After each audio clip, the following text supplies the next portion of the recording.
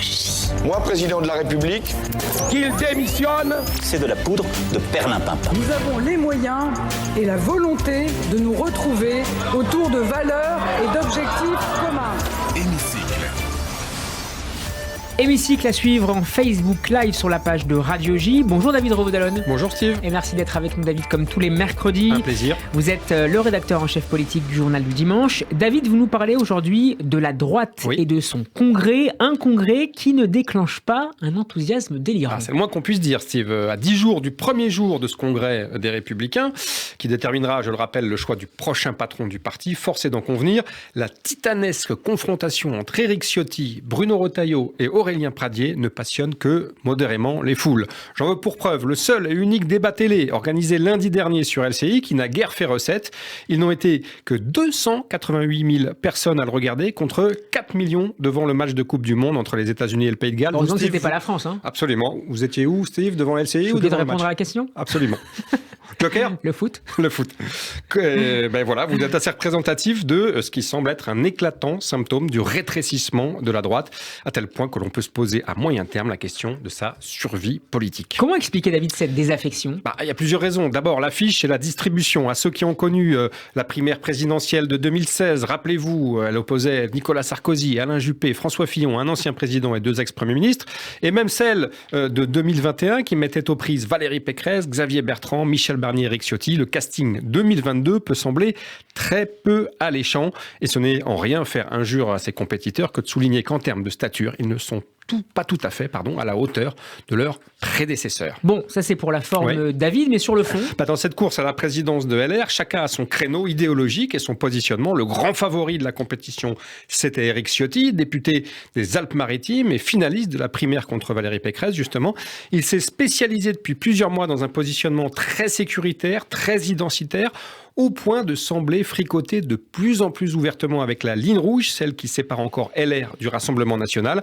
Dans sa manche, il a un bel atout, le soutien de sa fédération départementale des Alpes-Maritimes, donc la plus importante du parti. Ça représente à peu près 10% des votants, c'est une sacrée ressource. Mais il a aussi, dans le même temps, un lourd fardeau sur ses épaules.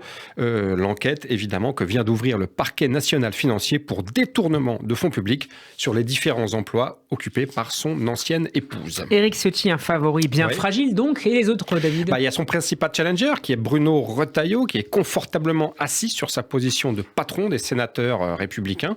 Il campe, lui, sur une ligne conservatrice traditionnelle qui lui assure la certitude, espère-t-il, d'occuper l'espace central dans le parti.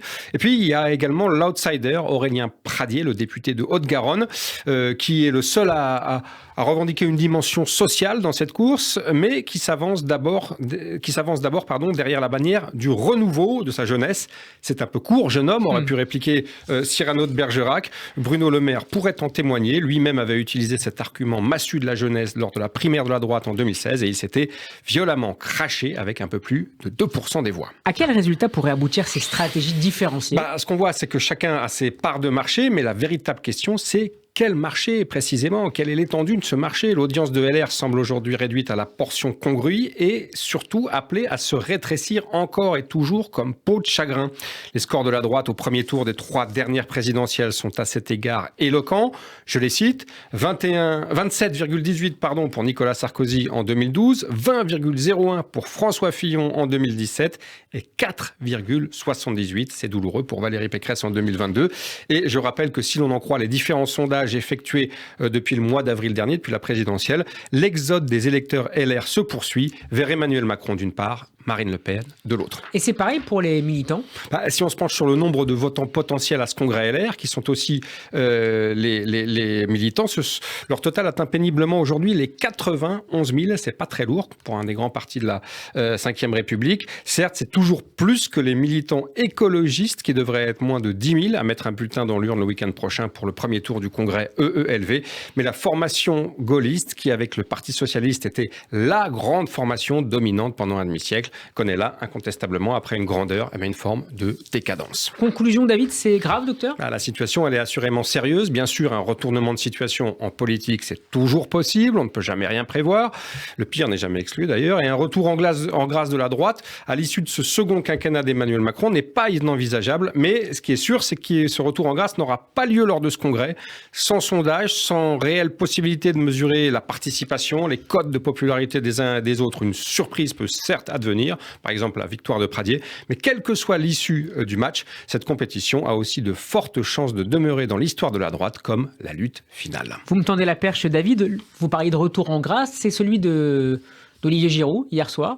Alors écoutez, effectivement, je pense que c'est assez rare. Il y a une malédiction en équipe de France, de l'avant-centre, souvenez-vous. Vous étiez trop jeune, Steve. Non, Stéphane Guivarch. Absolument, 1998, pas un seul but dans la Coupe du Monde, mais c'était une autre époque.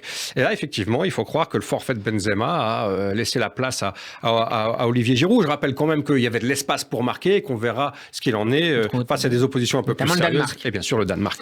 Merci beaucoup, David Revaudel. Je rappelle que vous êtes le rédacteur en chef du service politique du Journal du Dimanche. On peut réécouter votre chronique de politique, mais aussi un peu de foot sur la fin. Un petit peu. Sur notre site radioj.fr et sur la page YouTube de la Radio. Demain, c'est Laurent Sey qui sera avec nous. Bonne fin de semaine, David. Merci, Steve. Bonne fin de semaine. Je vais y arriver. À vous.